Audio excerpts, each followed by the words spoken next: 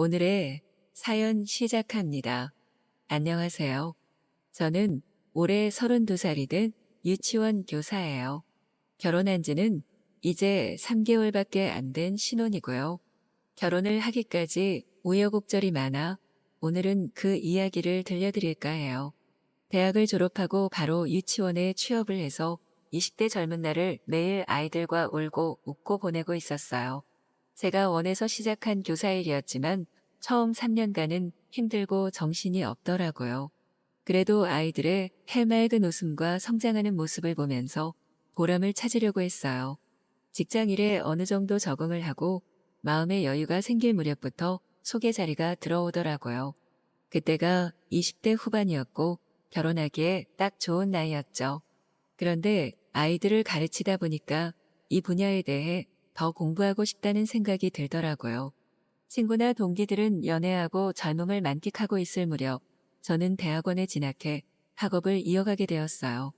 낮에는 유치원 일을 하고 밤에는 대학원 공부를 하는 그야말로 주경야독이었죠. 누가 시켜서 한 일이 아니라 힘든 줄도 모르고 하루하루 부지런히 노력하며 살아갔던 것 같아요. 그렇게 바쁘게 지내던 중 6살 반 담임을 맡게 되었고 새로운 친구들을 맞이하게 되었어요. 에너지가 넘치고 밝고 명랑한 아이들 가운데서 유독 혼자 겉도는 아이가 눈에 띄더라고요. 갑자기 전학을 온 아이였는데 처음이라 낯설어서 그런가 싶어서 함께 어울릴 수 있는 기회를 마련해 주었어요. 하지만 아이는 친구들뿐만 아니라 담임교사인 저까지 자꾸 피하기만 했어요. 아이와 여러 번 대화를 시도해 보았지만 그럴수록 입을 꾹 다물고 있어서 부모님께 연락을 드리게 됐어요. 보통 어머님들께서 상담이나 방문을 하시는데 아버님께서 전화를 받으셨고 유치원에 방문하시겠다고 했어요. 아버님은 따뜻하고 바른 분이셨어요. 너무 동안이셔서 부모 기록 카드를 보니까 저보다 2살 위로 일찍 결혼을 하신 모양이더라고요. 아이 엄마가 돌아가신 지 얼마 되지 않아 아이나 아버님 모두 많이 힘든 상황이라고 말씀하시는데 깜짝 놀랐어요. 그제야 아이가 왜 그렇게 사람들과 거리를 두는지 이해가 되면서 안쓰러운 마음이 들더라고요. 그 이후로도 아버님은 그동안 있었던 일을 한참 동안 얘기하시면서 눈물까지 보이시는데 마음이 너무 아팠어요. 그동안 교사 생활을 하면서 한부모 가정 아이들을 종종 만나왔지만 이렇게 생생한 아픔 속에 놓여있는 아이는 처음이라 더 마음이 쓰였어요. 이제 6살밖에 안 된 아이에게 엄마는 세상 전부인데 얼마나 힘들까 싶어 아이의 곁에서 제가 할 수 있는 노력은 다 해보기로 했어요. 시간이 흐르면서 아이도 적응을 했는지 친구들과 웃으며 놀게 되었고 무엇보다 담임 선생님인 저에게 많이 의지하는 모습을 보였어요. 점점 어두운 그늘에서 벗어나는 아이가 고맙기도 하고 기특하기도 했어요. 늘 하원 시간에는 아버님이 오셨는데 그날따라 아버님께서 늦으시는 거예요. 아이는 아빠를 기다리다가 잠들게 되었고 저도 퇴근 시간이 되었는데 아버님과 연락이 닿지 않으니 걱정이 되기 시작했죠. 그러다가 제 전화로 모르는 번호가 뜨는 거예요. 아이의 아버님께서 교통사고가 나서 응급실에 계시니 와주셔야 할 것 같다는 경찰의 전화였어요. 제가 알고 있기로 아이에게는 아버님 외에는 조부모님이나 다른 가족이 없는 걸로 알고 있었어요. 일단 급한 마음에 다른 선생님께 아이를 맡기고 병원으로 달려갔어요. 응급실에 가보니 아버님은 많이 다쳐서 수술에 들어가야 하는 심각한 상황이셨어요. 정신을 못 차리고 누워있는 아버님을 뵈니까 가여운 아이의 모습이 떠올라 눈물이 나오더라고요. 아버님은 응급수술을 마친 후 중환자실을 거쳐 일반 병실까지 꽤 오랜 시간 병원에 입원하시게 됐어요. 그동안은 아이를 돌봐줄 사람이 없어 제가 데리고 있게 되었죠. 누가 시켜서 한 일도 아니고 담임이기 때문에 한 일도 아닌 제 마음이 아이를 향해서 자처한 일이었어요. 아이에 대한 소식도 알려드리기 위해 종종 병문안을 가게 되었는데 그때마다 아버님은 이를 악물고 재활 치료를 하고 계시더라고요. 사고 후유증으로 걷지 못할 수도 있다는 의사 말에 아이를 힘들게 할 수 없다고 얼마나 노력하시는지 뵐 때마다 마음이 뭉클했어요. 저도 작게나마 도움을 드리고 싶어 아이를 열심히 돌보았고 시간이 흐르면서 아버님도 건강을 회복하게 되었어요. 퇴원하는 날 아버님께서 꽃다발을 들고 직접 유치원으로 찾아오셨어요. 이렇게 다시 걷게 될 줄 몰랐는데 모두 곁에서 힘이 되어준 선생님 덕분이라며 감사하다고 하셨어요. 저도 아이도 아버님도 다시 건강하게 만날 수 있어 기쁘다고 했죠. 그날 저녁 아버님의 저녁 식사에 초대받게 되어 함께하게 되었어요. 아버님, 요리 솜씨가 대단하시더라고요. 맛있게 저녁을 먹고 차를 마시고 집에 돌아가려고 하는데 아버님께서 갑자기 편지 한 장을 내미시는 거예요. 집에 가서 읽어보니 저를 향한 그간의 마음이 담긴 고백 편지였어요. 사람의 마음이란 게 말로는 설명하기 힘들 때가 있잖아요. 꾹꾹 눌러 쓴 편지 한자 한자에서 그분의 진심을 느낄 수 있었어요. 현실에서 그분은 사별하고 애딸린 유부남일 뿐이었지만 제가 지켜봐온 그분은 헌신적인 아빠이고 가정을 소중히 여기는 든든한 남자였어요. 편지를 읽고 저 역시 눌러두었던 제 마음을 꺼내 보게 되었어요.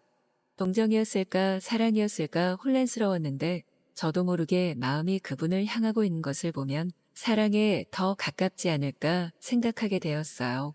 얼마 후 저 역시 그분에게 답장을 보내게 되었어요. 마음과 마음이 있다는 순간이었죠. 다소 아날로그틱하지만 그분과 저만의 마음을 전하는 방식이다 보니 이러한 소통 방식이 마음에 들었어요. 편지로 서로의 마음을 전하다가 문자로 하고 그리고 통화에서 만남까지 그리 긴 시간이 걸리지는 않았어요. 아이가 있어 다른 연인들처럼 시간과 장소 구분 없이 마음껏 데이트를 즐길 수는 없었지만 그래도 소소하게 데이트를 이어갔어요. 만나보니 더없이 좋은 분이라는 게 느껴지고 이런 따뜻한 남자가 내 남자라는 게 감사했어요. 여름 방학 때 아이와 함께 바닷가로 휴가를 떠났는데 하루 종일 신나게 뛰어놀면서 정말 한 가족이 된 것 같아 기분이 좋았어요. 그날 밤 아이는 신나게 물놀이를 해서인지 일찍 잠이 들었고 그분과 저는 와인 한 잔을 나누게 되었어요. 여느 연인과 달리 많은 것을 못해줘서 미안하다며 포근하게 안아주는데 그 품이 참 따뜻하고 좋았어요. 그동안 그분이 살아온 삶의 과정이 참 고단하고 힘들었는데 이제는 제 품에서 편하게 쉬어갈 수 있게 해주고 싶다는 생각도 들었고요. 서로를 간절히 원하던 마음은 뜨거운 키스와 포옹이 되었어요. 사랑인지 동정인지 모호하던 감정을 그날 밤 한 번에 확실하게 사랑이라고 알려주셨어요.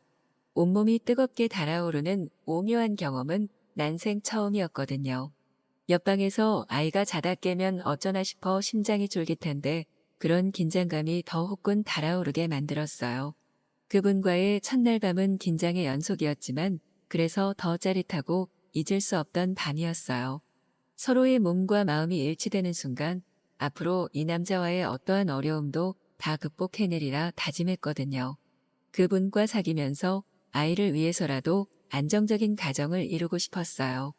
가족들의 극렬한 반대에 부딪혔고 그로 인해 마음의 상처도 받았지만 저는 다 견딜 수 있었어요. 사람들은 사랑은 유효기간이 짧고 금방 후회하게 될 거라고 얘기해요. 하지만 사람을 비로소 사람답게 한 것은 사랑이라고 생각해요.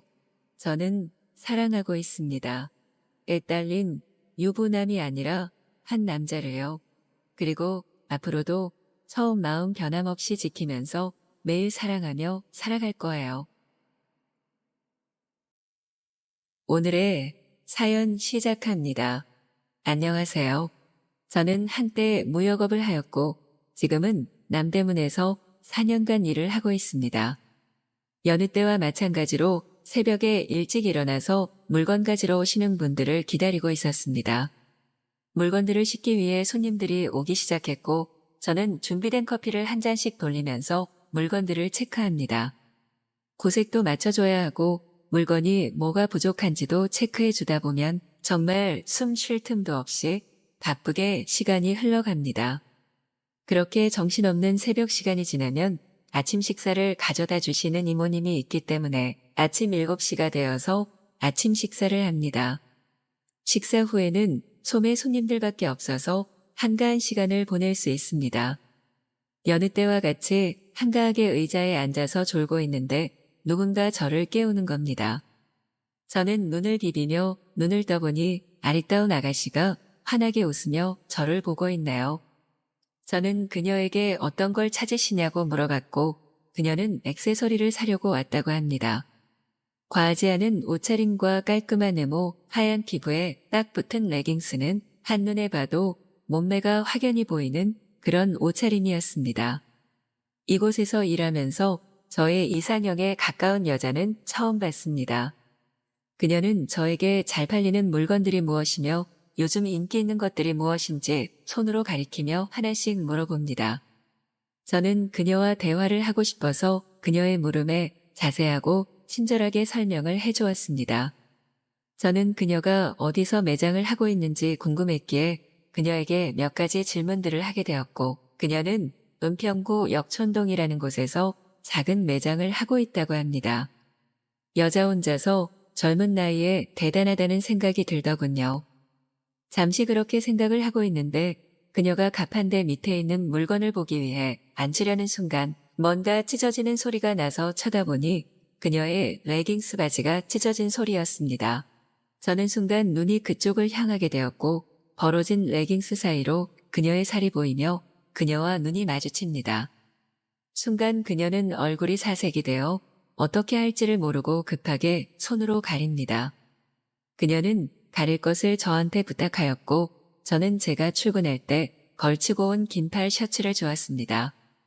그녀는 팔소매 부분을 허리에 돌려 묶고 옷으로 찢어진 부분을 가립니다. 그녀는 그 와중에도 필요한 물건들을 몇 가지 사고 고맙다는 말과 함께 셔츠는 나중에 돌려준다며 저의 연락처를 받아 매장을 떠났습니다. 그녀가 떠난 후 아까 일어났던 일들을 다시 한번 머릿속으로 떠올려 봅니다. 저는 여자와 사랑을 안 한 지 오래되었기 때문에 벌려진 다리 사이로 보이는 하얀 살결이 저를 무척 흥분시켰습니다. 흥분됐던 마음을 가라앉히기 위해 매장을 4시쯤 마무리하고 차를 몰고 집으로 돌아갔습니다. 집에 도착해서 샤워를 하고 저녁 식사를 하려는 순간 문자 메시지가 왔고 메시지 내용은 아까 낮에 매장에 왔던 여자분이며 옷을 빌려갔는데 지금 돌려주고 싶다는 문자 메시지였습니다. 그녀는 제가 있는 곳으로 자기가 갈 테니 어디로 가면 되냐고 물었고 저는 수유리역 1번 출구에서 보자고 했습니다. 내신 그녀와의 좋은 시간을 기대하며 저는 수유리역에 먼저 나가서 그녀를 기다리고 있었습니다. 곧 그녀가 도착을 했고 환한 미소를 지으며 저에게 다가오더니 아까는 정말 고맙다는 말과 함께 자기가 식사 대접을 하고 싶다고 말합니다. 그래서 저는 그녀와 근처에 있는 식당으로 들어갔습니다. 고기와 김치찌개 등을 시켰고 그녀는 맥주도 한잔하자며 맥주를 시켰습니다. 우리는 식사를 하며 즐거운 시간을 보냈습니다. 식사가 끝난 뒤 그녀는 소주 한 잔 더 하자는 말을 했고 우리는 2차로 육회집을 가게 되었습니다. 그녀와 술을 어느 정도 먹었을 때 그녀의 진솔한 얘기들이 나오기 시작했고 그녀는 현재 혼자 살고 있으며 미대를 다녔었다고 합니다. 물어보고 싶은 것은 많았지만 저는 그녀가 하는 말들을 그냥 듣고만 있었습니다. 한 잔, 2잔 마시던 그녀는 취기가 올라왔다며 집에 가야겠다고 합니다. 그래서 저는 택시를 잡아주기 위해서 손을 드는데 그녀는 혼자 택시 타면 무섭다고 길거리에 주저앉나요. 그럼 커피숍이라도 갈까요? 하고 물었지만 그녀는 그런 곳은 창피하다며 저희 집에 갈 수 없냐고 물어봅니다. 저는 그녀에게 집에는 부모님이 계셔서 안 된다고 말하니 그녀는 그럼 방을 하나 잡아달라고 하네요. 알겠다는 말과 함께 그녀를 일으켜 세웠습니다만 손이 어디를 부축해야 할지 어쩔 줄을 몰라 했더니 오히려 그녀가 저한테 팔짱을 끼더라고요. 순간 머릿속이 하얗게 변하는 기분이 들며 아무 생각이 안 났습니다. 제가 모텔 앞까지 와서 들어가지 못하고 주춤거리니 그녀가 저를 이끌고 들어갑니다. 저는 모텔 방 안까지 따라 들어오긴 했지만 내심 어떻게 해야 하나 걱정을 하고 있는데 그녀는 아무렇지도 않게 침대에 벌러덩 누워버리며 제가 말도 꺼내기도 전에 오빠 조금만 같이 있어주세요라고 그녀가 먼저 말을 합니다. 그리고 그녀는 누워서 고개를 돌리고 잠시 잠든 것처럼 누워 있었습니다. 누워있는 그녀의 하얀 목선이 눈부셨고 그녀의 쭉 뻗은 다리를 보며 비율이 정말 좋다고 생각을 하는 순간 그녀가 고개를 돌려 쳐다보며 저에게 다가옵니다. 그녀는 저를 끌어안으며 키스를 하였고 그녀의 거친 숨소리가 저를 더욱더 참을 수 없게 만들었습니다. 저는 그런 그녀의 행동에 몸이 뜨거워지며 그렇게 나도 모르게 주체할 수 없이 그녀와 미친 듯이 사랑을 하게 되었습니다. 그렇게 그녀는 지금의 나의 사랑스러운 여자친구가 되었고 그런 그녀와 평생 행복하게 잘 살고 싶습니다. 저희의 예쁜 사랑 응원해 주시고 제 사연을 끝까지 들어주셔서 감사합니다. 오늘의 사연 시작합니다. 안녕하세요. 저는 올해 32살이 된 유치원 교사예요. 결혼한 지는 이제 3개월밖에 안 된 신혼이고요. 결혼을 하기까지 우여곡절이 많아 오늘은 그 이야기를 들려드릴까 해요. 대학을 졸업하고 바로 유치원에 취업을 해서 20대 젊은 날을 매일 아이들과 울고 웃고 보내고 있었어요. 제가 원해서 시작한 교사일이었지만 처음 3년간은 힘들고 정신이 없더라고요. 그래도 아이들의 해맑은 웃음과 성장하는 모습을 보면서 보람을 찾으려고 했어요. 직장 일에 어느 정도 적응을 하고 마음의 여유가 생길 무렵부터 소개 자리가 들어오더라고요. 그때가 20대 후반이었고 결혼하기에 딱 좋은 나이였죠. 그런데 아이들을 가르치다 보니까 이 분야에 대해 더 공부하고 싶다는 생각이 들더라고요. 친구나 동기들은 연애하고 젊음을 만끽하고 있을 무렵 저는 대학원에 진학해 학업을 이어가게 되었어요. 낮에는 유치원 일을 하고 밤에는 대학원 공부를 하는 그야말로 주경야독이었죠. 누가 시켜서 한 일이 아니라 힘든 줄도 모르고 하루하루 부지런히 노력하며 살아갔던 것 같아요. 그렇게 바쁘게 지내던 중 6살 반 담임을 맡게 되었고 새로운 친구들을 맞이하게 되었어요. 에너지가 넘치고 밝고 명랑한 아이들 가운데서 유독 혼자 겉도는 아이가 눈에 띄더라고요. 갑자기 전학을 온 아이였는데 처음이라 낯설어서 그런가 싶어서 함께 어울릴 수 있는 기회를 마련해 주었어요. 하지만 아이는 친구들뿐만 아니라 담임교사인 저까지 자꾸 피하기만 했어요. 아이와 여러 번 대화를 시도해 보았지만 그럴수록 입을 꼭 다물고 있어서 부모님께 연락을 드리게 됐어요. 보통 어머님들께서 상담이나 방문을 하시는데 아버님께서 전화를 받으셨고 유치원에 방문하시겠다고 했어요. 아버님은 따뜻하고 예 바른 분이셨어요. 너무 동안이셔서 부모 기록 카드를 보니까 저보다 2살 위로 일찍 결혼을 하신 모양이더라고요. 아이 엄마가 돌아가신 지 얼마 되지 않아 아이나 아버님 모두 많이 힘든 상황이라고 말씀하시는데 깜짝 놀랐어요. 그제야 아이가 왜 그렇게 사람들과 거리를 두는지 이해가 되면서 안쓰러운 마음이 들더라고요. 그 이후로도 아버님은 그동안 있었던 일을 한참 동안 얘기하시면서 눈물까지 보이시는데 마음이 너무 아팠어요. 그동안 교사 생활을 하면서 한부모 가정 아이들을 종종 만나왔지만 이렇게 생생한 아픔 속에 놓여있는 아이는 처음이라 더 마음이 쓰였어요. 이제 6살밖에 안 된 아이에게 엄마는 세상 전부인데 얼마나 힘들까 싶어 아이의 곁에서 제가 할 수 있는 노력은 다 해보기로 했어요. 시간이 흐르면서 아이도 적응을 했는지 친구들과 웃으며 놀게 되었고 무엇보다 담임 선생님인 저에게 많이 의지하는 모습을 보였어요. 점점 어두운 그늘에서 벗어나는 아이가 고맙기도 하고 기특하기도 했어요. 늘 하원 시간에는 아버님이 오셨는데 그날따라 아버님께서 늦으시는 거예요. 아이는 아빠를 기다리다가 잠들게 되었고 저도 퇴근 시간이 되었는데 아버님과 연락이 닿지 않으니 걱정이 되기 시작했죠. 그러다가 제 전화로 모르는 번호가 뜨는 거예요. 아이의 아버님께서 교통사고가 나서 응급실에 계시니 와주셔야 할 것 같다는 경찰의 전화였어요. 제가 알고 있기로 아이에게는 아버님 외에는 조부모님이나 다른 가족이 없는 걸로 알고 있었어요. 일단 급한 마음에 다른 선생님께 아이를 맡기고 병원으로 달려갔어요.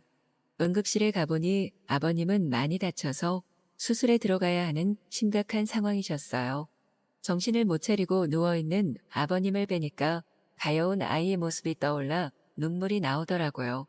아버님은 응급수술을 마친 후 중환자실을 거쳐 일반 병실까지 꽤 오랜 시간 병원에 입원하시게 됐어요.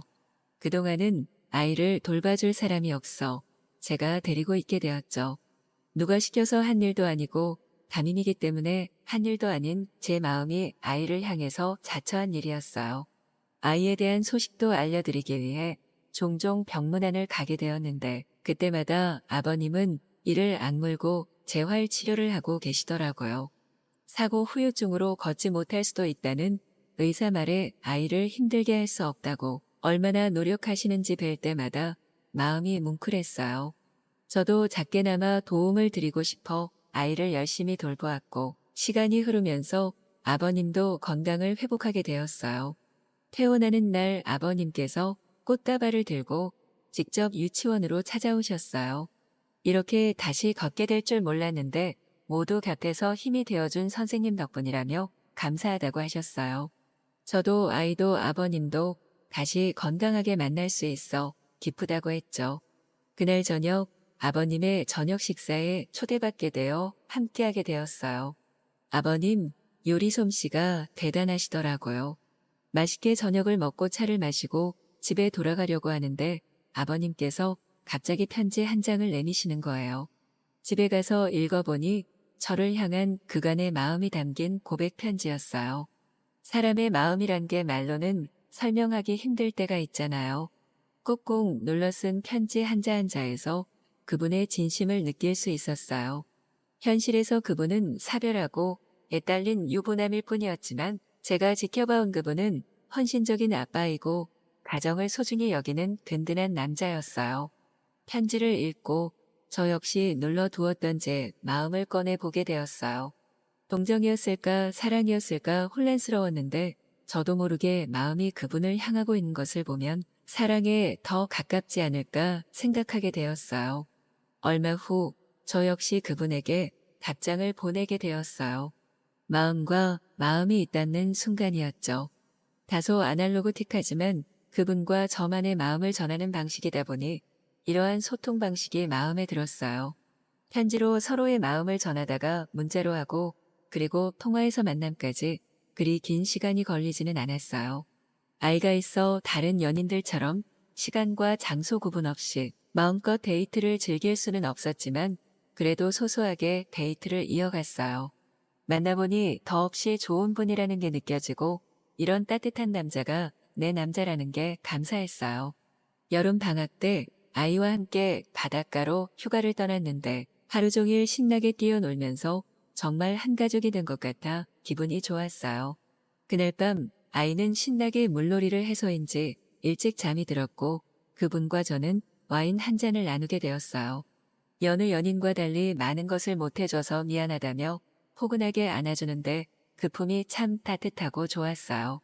그동안 그분이 살아온 삶의 과정이 참 고단하고 힘들었는데 이제는 제 품에서 편하게 쉬어갈 수 있게 해주고 싶다는 생각도 들었고요.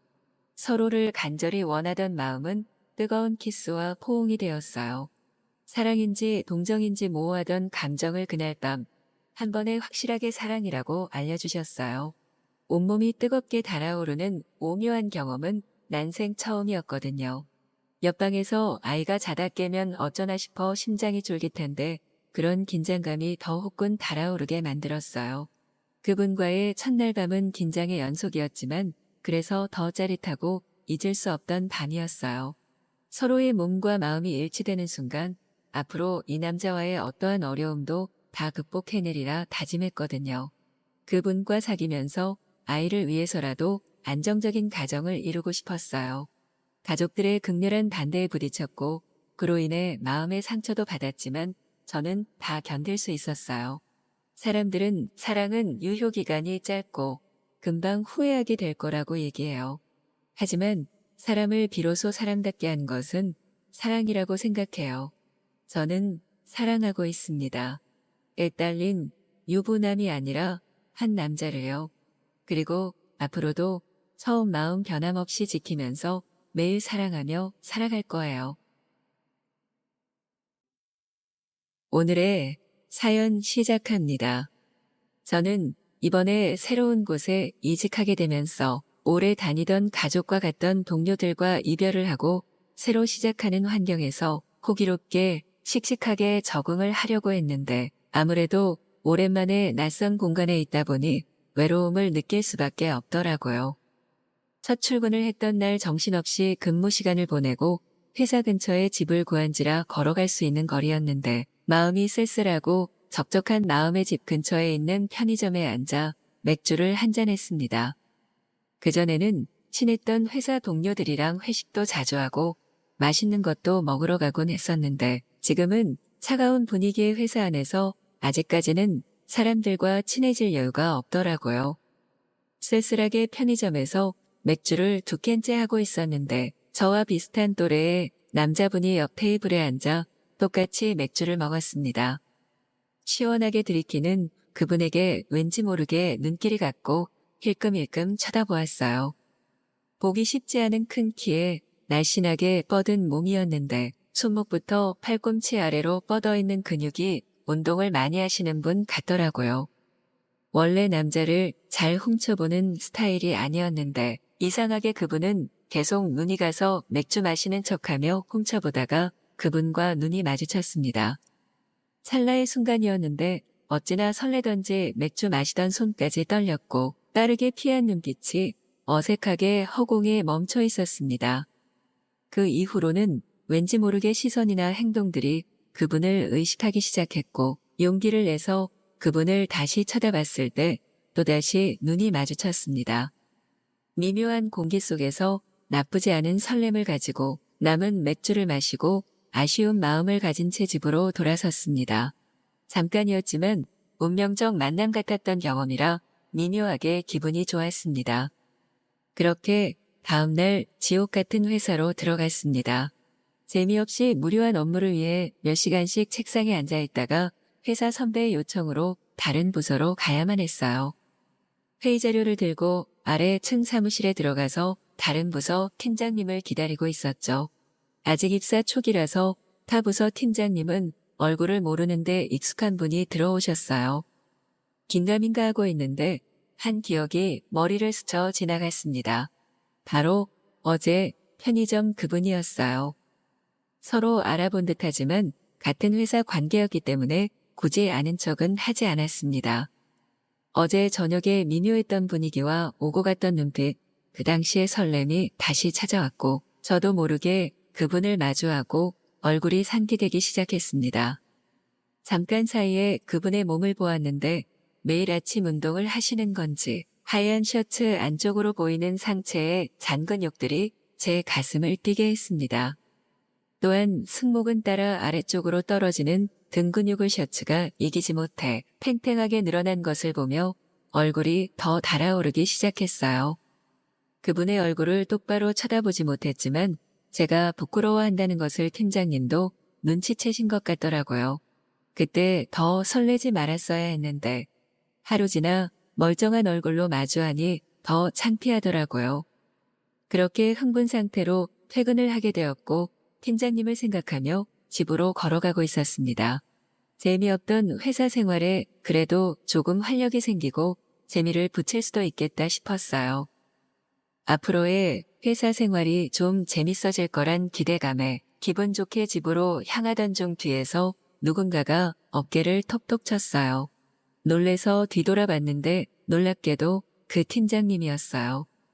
마치 드라마처럼 연출된 그 느낌에 저는 한 번 더 설레었고 얼굴이 다시 붉게 달아올랐습니다.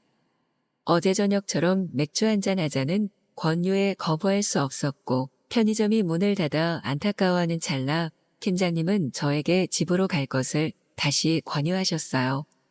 자기도 멀리서 와서 자취하는 거라 퇴근 후에 적적함을 많이 느끼신다고 하더라고요. 이젠 그분의 출처도 명확하고 회사에서 본 분이라 무슨 큰일이 나겠나 싶어 팀장님의 집으로 마트에서 맥주를 사서 들어갔습니다. 깔끔하게 정돈된 집에 쓰레기 하나 보이지 않았어요. 얼굴도 깔끔하고 훈남이며 키도 크고 날씬한 몸에 잔근육들이 있어 누구나 원하는 몸매인데 깔끔하기까지 하니 더 섹시하게 느껴졌습니다. 사심을 뒤로 하고 일단 맥주부터 마셨어요. 같은 회사이고 관심 분야가 비슷하다 보니 서로 얘기가 많아졌고 많이 친해졌음이 느껴졌어요. 시간 가는 줄 모르고 둘이서 떠들고 마시다 보니 술에 금방 취하더라고요. 한참 떠들고 웃고 신나게 마시다 보니 어느 순간에 정적이 왔습니다. 어딜 가나 항상 생기는 정적인데 이상하게 그날따라 묘한 분위기였어요.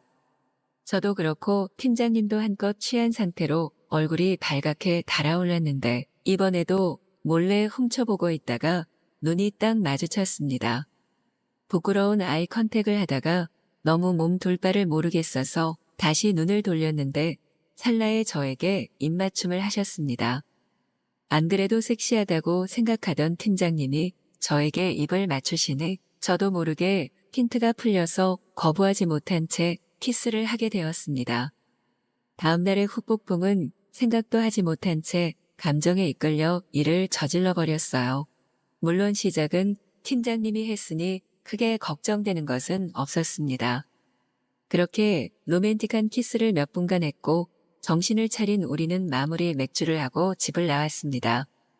정말 찰나에 벌어진 일이라 정신을 못 차리겠더라고요. 그 당시에는 감정에 미쳐서 이성적인 생각을 못했는데 그 이후로 그 순간을 계속 곱씹게 되었습니다. 그때의 분위기와 입술의 촉감 등이 구체적으로 생각이 나면서 부끄러워졌어요. 회사에서 마주치면 어떻게 해야 하나 싶기도 하고 그렇다고 마냥 피하기는 싫더라고요. 저의 예상대로 출근하는 게 설레고 재미있어졌어요. 너무 설레는 회사 생활이 될 것 같았습니다. 회사층이 달라서 그런지 마주치기 쉽지 않았는데 일이 손에 잡히지 않았습니다. 그날의 분위기와 입술, 그리고 제 어깨를 잡았던 팀장님의 큰 손과 악력이 아직까지도 느껴져서 정신을 놓고 있으면 그분과의 어떤 미래를 자꾸 상상하게 돼요. 그날 번호를 받지 못한 게 아쉽지만 또 일부러 팀장님을 보러 타 부서에 가기에는 공과 사를 구분해야 할 것 같았어요. 조만간 집 앞에서 또 만나게 되면 좋겠다라는 생각을 하며 며칠간 팀장님만 생각했습니다. 직접적인 노출을 하지 않아도 회사에서 보던 셔츠나 집에서 입고 있던 흰색 트레이닝 바지와 검은색 티셔츠에 핏에서 보이는 팀장님의 몸 근육이 자꾸 생각이 나더라고요. 핏이 정말 좋아 다 가려놓아도 야한 느낌이었어요. 사람을 향한 설렘이 이런 거라는 걸 처음 느꼈습니다. 팀장님도 저와 같은 마음이길 바라면서 매일 집 앞 편의점에서 서성이는 중이에요. 회사 사람이라는 게 마음에 걸리지만 공과 사를 구분한다면 이번 새로운 직장과 새로운 지역에서 좋은 추억을 쌓을 수 있지 않을까요? 팀장님이 빨리 퇴근하셔서 기다리고 있는 저를 발견하셨으면 좋겠네요. 오랜만에 봄에 느끼는 설렘입니다. 오늘의 사연 시작합니다. 29살 대학을 졸업하고 2년이 지났지만 저는 아직 취업 준비생이라는 신분에서 벗어나지 못하고 있었어요. 취업에 성공해서 대기업, 공기업 같은 좋은 회사에 다니며 살아가는 친구들이 마냥 부럽기만 하였죠. 게다가 나이 드시고 힘겹게 일하시며 돈을 버는 부모님께 아직도 용돈을 타서 쓴다는 사실이 부끄러웠기에 빠른 취업을 위해 굳은 의지를 다지며 하루하루 최선을 다하며 살아가고 있었어요. 취업을 위해 다니고 있던 학원에서 제가 듣는 강사님이 어느 날 취업에 도움이 된다며 스터디해 볼 것을 제안했어요. 저는 취업 준비를 하며 금전적인 문제 때문에 여유가 없어 친구들과의 만남도 끊어버린 상태였고 자연스럽게 사람들과 멀어지게 된 상태이며 취업 준비에 집중한 2년 동안 운동 한 번 제대로 하지 않아 불어버린 제 몸에 자신감도 없는 상태여서 사람들과 모여 같이 공부를 해야 한다는 사실이 조금 두려웠어요. 하지만 무엇보다 중요한 취업에 도움이 된다고 하는 제 감정은 잠시 접어두고 목표를 위해 스터디를 하게 되었죠. 같은 수업에 참여한 40명 중 5명씩 8조로 그룹이 나눠졌고 조금 설레는 마음으로 제가 속한 그룹에 구성원을 확인해보니 남자 3명, 여자 2명이었어요. 그중 남자 1명은 한눈에 보기에도 훈남이었어요. 훤칠한 키에 대세 배우를 닮은 현실적이지 않은 외모를 가지고 있었죠.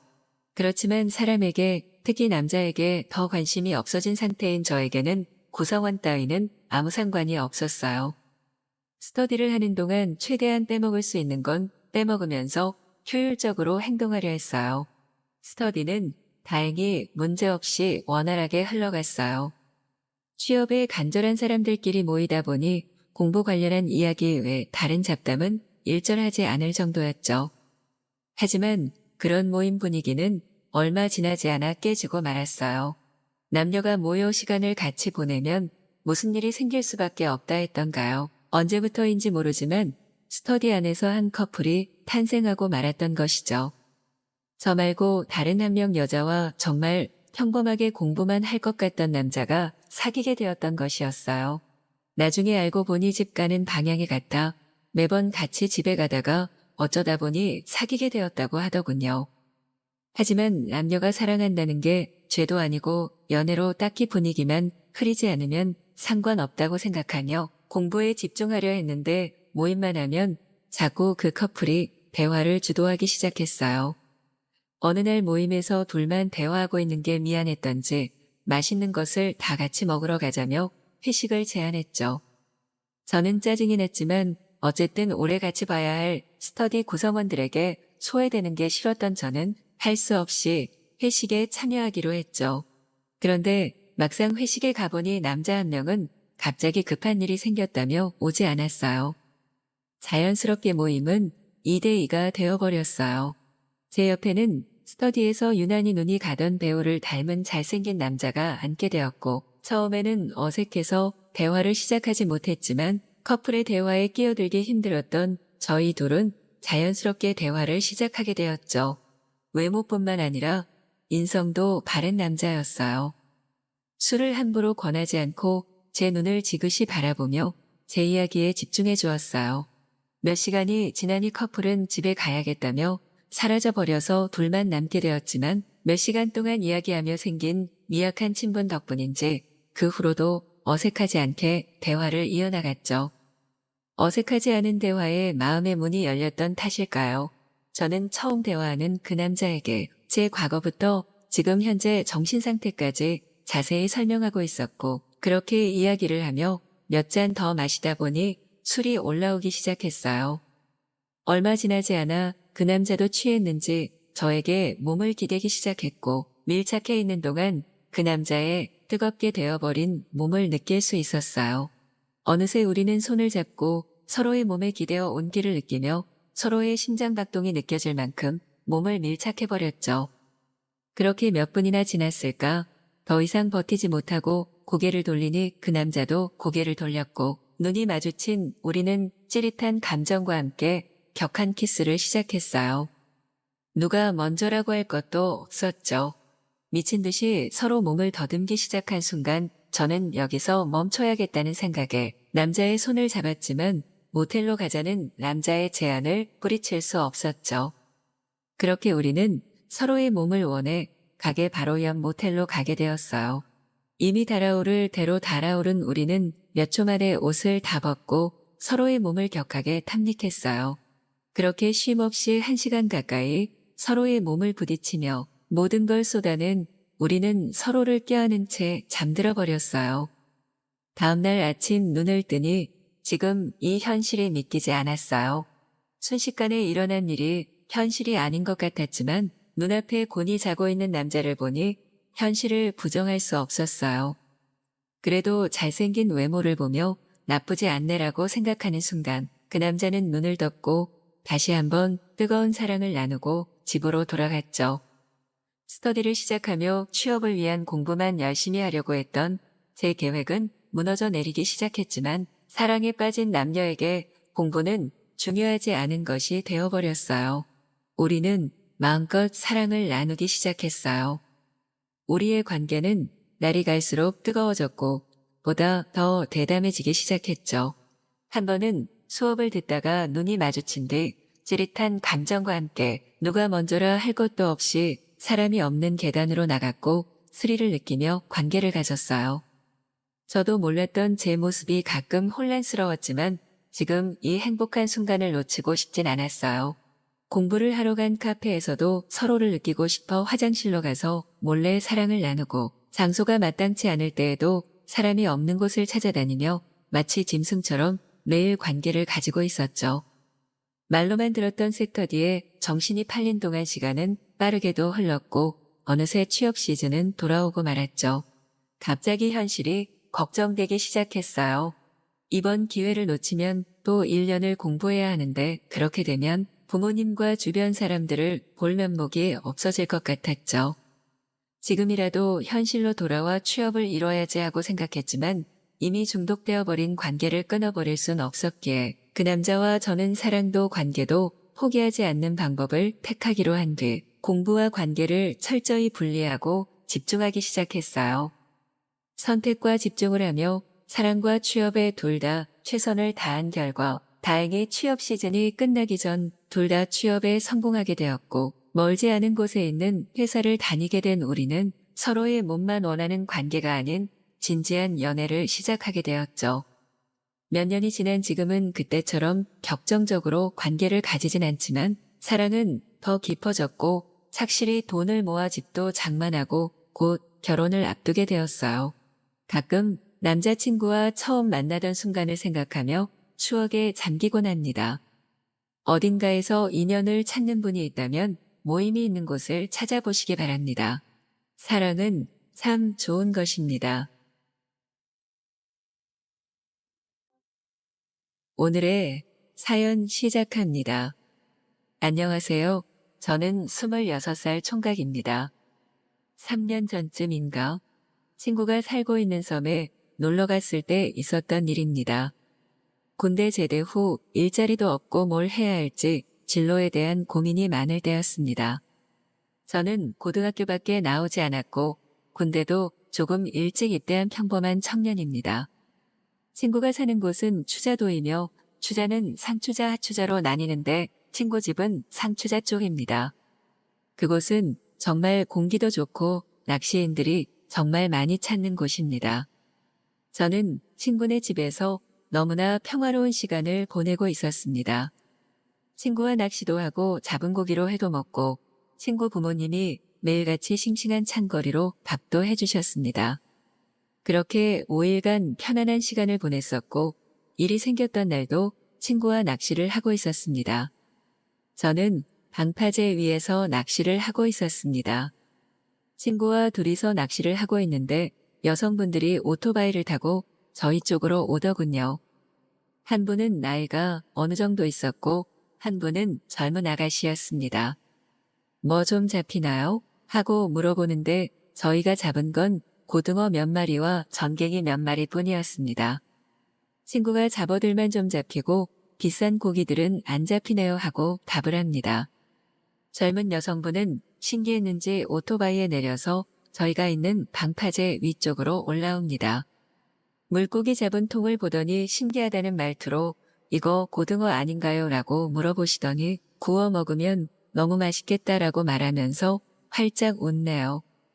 저는 밝게 웃는 그녀가 무척 귀여워 보였습니다. 그녀는 저도 낚시 좀 가르쳐주면 안 될까요? 하고 물어봅니다. 친구가 낚싯대를 하나 꺼내 그녀에게 주며 이걸로 한번 해보세요 하면서 건네줍니다. 그녀는 뒤를 돌아보면서 언니 나 조금만 해봐도 되냐고 물어보았고 언니가 허락을 하니 얼굴에 미소를 띄우며 좋아합니다. 저는 미끼 끼우는 방법과 채비를 던지는 방법을 하나하나 천천히 알려주었습니다.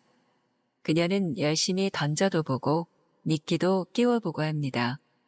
머리를 질끈 묶은 단발머리에 갈색으로 염색을 했었고 몸매도 날씬하고 작은 키에 밸런스가 좋았습니다. 동생은 20대 초반 저랑 비슷한 나이이거나 저보다 조금 어린 친구 같았어요. 언니라는 분은 30대 후반 정도로 보이는 중년 여성 같은 그런 분이었습니다. 그렇게 어느 정도 익숙해진 그녀는 옆에서 낚시를 하고 있었지만 고기는 잡지는 못했습니다. 그런데 갑자기 어디서 비명 소리가 들립니다. 언니라는 분은 오토바이를 타고 방파제 끝쪽에 가 있으셨고 친구와 저는 무슨 소리인가 하고 주위를 둘러보았습니다. 그녀가 낚시를 하던 방파제 쪽을 바라보니 그녀가 보이지 않습니다. 저는 낚싯대를 내려놓고 빠르게 그녀가 서 있던 자리로 가보았습니다. 그런데 이게 웬일입니까? 그녀가 방파제 밑으로 떨어져 있는 겁니다. 다행히도 그렇게 높은 곳은 아니어서 손을 뻗으면 손이 닿을 거리였습니다. 그녀는 고통을 호소하면서 손을 뻗었습니다. 저는 그녀의 손을 잡고 끌어올리며 괜찮냐고 몇 번을 얘기했는지 모르겠습니다. 그녀는 팔꿈치도 까지고 여기저기 상처들이 보이더군요. 언니와 친구 녀석도 그녀 곁으로 왔고 다들 괜찮냐고 걱정하면서 병원에 가보자고 했습니다. 저는 추자도에 들어올 때 렌트했었던 차로 그녀를 태우고 근처 작은 병원으로 갔습니다.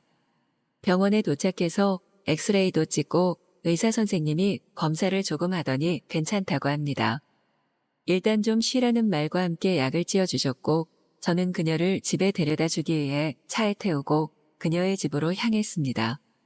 가면서 알게 된 사실인데 그녀도 언니네 집에 놀러 온 거라고 하며 집은 부산이라고 하는데 신기하게 사투리는 안 쓰더라고요. 그녀를 내려준 뒤 저는 언니와 잠시 대화를 나누며 제 연락처를 적어주었습니다. 혹시 갑자기 아파지거나 하면 연락을 달라고 했습니다. 저는 그렇게 그녀를 집에 데려다주고 친구의 집으로 돌아갔습니다. 다음날 그녀에게서 전화가 왔고 그녀는 생각보다 밝은 목소리였습니다. 어제는 너무 고마웠다고 하면서 한번 놀러 오겠다고 합니다. 저는 그렇게 그녀와 만나게 되었고 친구도 같이 동행했습니다. 저희는 셋이서 일단 밥을 먹으러 작은 횟집이면서 식당인 가게로 갔습니다. 그곳에서 술을 마시며 서로에 대해 하나씩 알아가고 있었습니다.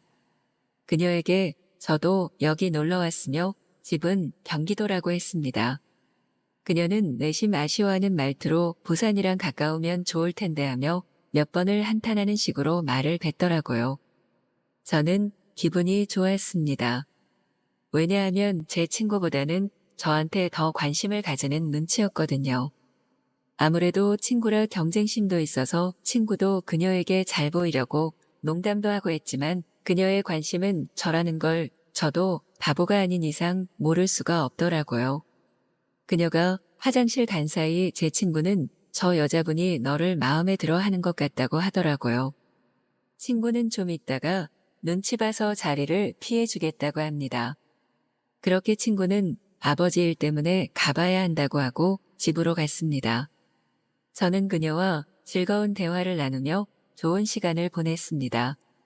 그녀에 대해 알면 알수록 너무 매력있고 귀여운 여자 같았습니다. 술이 어느 정도 들어가니 그녀는 자연스럽게 사투리도 살짝살짝 섞어가면서 얘기를 하는데 정말 귀여워 미칠 것 같았습니다. 저런 여자친구가 있으면 얼마나 좋을까 하고 생각을 하게 되었지만 서로 너무 집이 멀기 때문에 가능한 얘기가 아니었습니다. 일단 그런 일들은 있고 지금 충실하자는 마음으로 저는 그녀에게 최선을 다했습니다. 어느 정도 시간이 지난 뒤 술집을 나왔고 그녀가 조금 걷고 싶다고 하네요. 그녀와 저는 방파제 끝까지 걸어와서 먼바다를 바라보며 아무 말 없이 한참을 그렇게 서 있었습니다. 해가 지고 밤이 되니 무슨 자신감이었는지 모르겠지만 저는 그녀를 한참 쳐다보다 저도 모르게 입맞춤을 해버리게 되었습니다. 서로 너무 술이 취해서였는지 여기가 어디라는 인식도 없이 저희는 불같은 사랑을 해버리게 되었습니다. 그렇게 한참 서로를 확인한 뒤 저는 그녀를 꼭 안아주며 우리 계속 만날 수 있을까? 하고 물었습니다. 그녀는 활짝 웃으며 당연하지 라고 합니다. 저는 그렇게 그녀와 한 달에 2번 정도를 서로 오고 가며 만났지만 결국 얼마 안 되어서 헤어지게 되었습니다. 아무리 좋아하는 마음이 있어도 떨어져 있는 시간들이 자주 되다 보니까 서로 소홀해지더군요. 그렇게 헤어지고 저에게 좋은 추억만 남겨준 그녀가 가끔씩 생각이 납니다.